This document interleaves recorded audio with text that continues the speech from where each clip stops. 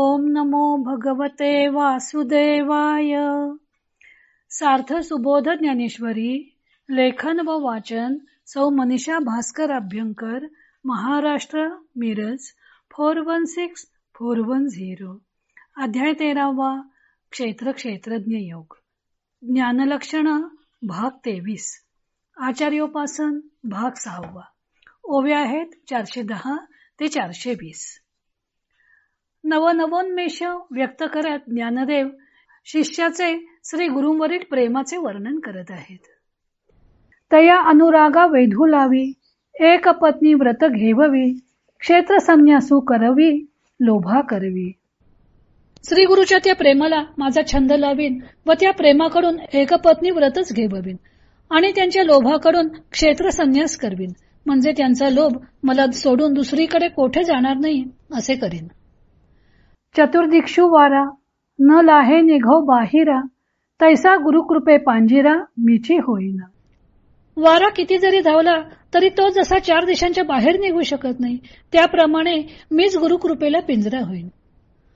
Apulia गुणांची लेणी, करीन गुरुसेवे स्वामिनी, हे असं होईन गवसणी, मीची भक्तीसी.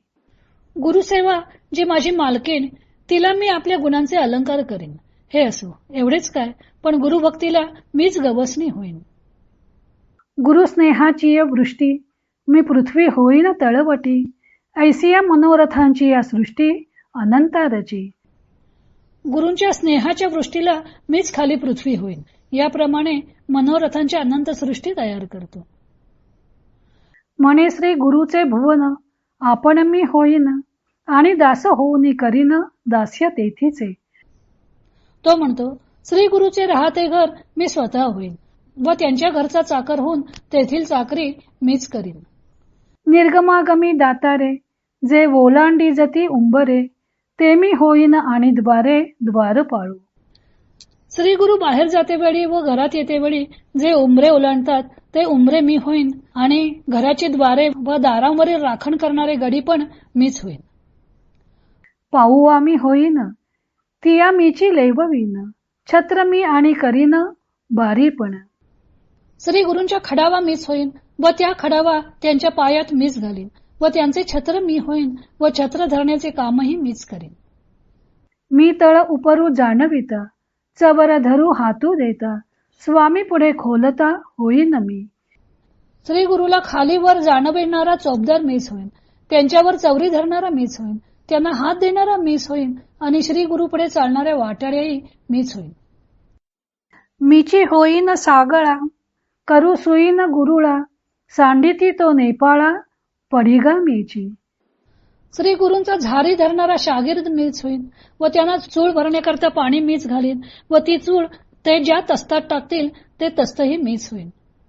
हडप मी ओळ गईन, मीची उगाळू घेईन, उडी गमी करीन आंघोळीचे. श्री गुरुला वेडा देण्याची सेवा मीच करीन, त्यांनी पान खाऊन थुंकलेला थुंका मीच घेईन, आणि त्यांना स्नान घालण्याची खटपटही मीच करीन. होईन गुरुचे आसन, अलंकार परिधान, चंदनादी होईन उपचारते. गुरूंचे आसन मी होईन, त्यांचे अंगावर घालण्याचे अलंकार व नेसायचे वस्त्र आणि चंदनादी उपचारही मीच होईन. गुरुसेवेची आवड मनात निर्माण होऊन ती कशा प्रकारे प्रकट होते त्याचे ज्ञानदेव दिग्दर्शन करत आहेत. शिष्याला वाटतं की गुरूंकडून एकपत्नी व्रत घेवावे. एकपत्नी व्रत घेतलेला मनुष्य जसा आपल्या पत्नीशी एकनिष्ठ असतो, तसे गुरूंनी केवळ आपल्याशीच एकनिष्ठ असावं असं त्याला वाटतं. आपल्या ठाईस फक्त श्री गुरूंचं प्रेम असावं असं त्यांना क्षेत्र संन्यास घ्यायला लावीन अशी त्याची वृत्ती असते. क्षेत्र संन्यास म्हणजे संन्यास घेऊन एखाद्या ठिकाणी कायमचं राहणं. ते ठिकाण सोडून संन्याशाने कोठेही जाऊ नये. त्याप्रमाणे श्री गुरूंचं आपल्या वाचून इतरत्र कोणाकडेही प्रेम जाऊ नये असं त्याला वाटतं. हाच शिष्य आपला सर्वोत्तम शिष्य आहे असं त्यांना वाटावं, अशी त्या शिष्याची वागणूक असते.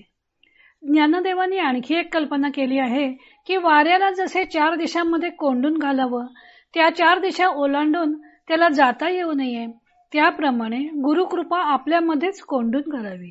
आपण गुरुकृपेला पिंजरावावं. गुरूंचं प्रेम फक्त आपल्यालाच लाभावं.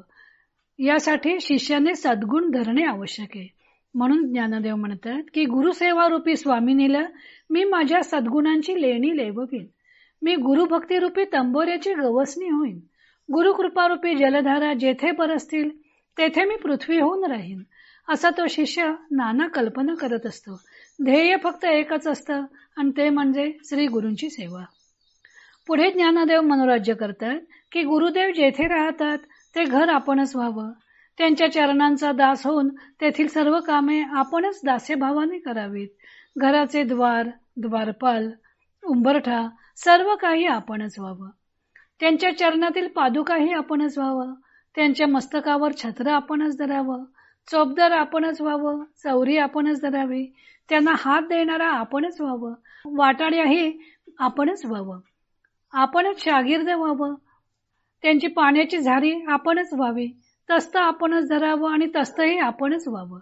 त्यांनी टाकलेली चूळ, त्यांच्या स्नानाचं पाणी, स्नानासाठी लागणारं उठणं आणि स्नानाची सिद्धता करणारा चाकर असे सारं काही आपणच व्हावं. श्री गुरूंचे बसायचे आसन ते आपणच, ते धारण करीत असलेले अलंकार, त्यांची वस्त्रे सारं काही आपणच व्हावं असा त्याचा भाव असतो. गुरूंचं प्रेम वर्णन करताना ज्ञानदेवांच्या नाना कल्पना नव्या नव्या भराऱ्या घेत आहेत. आता यापुढील भाग आपण उद्या पाहू.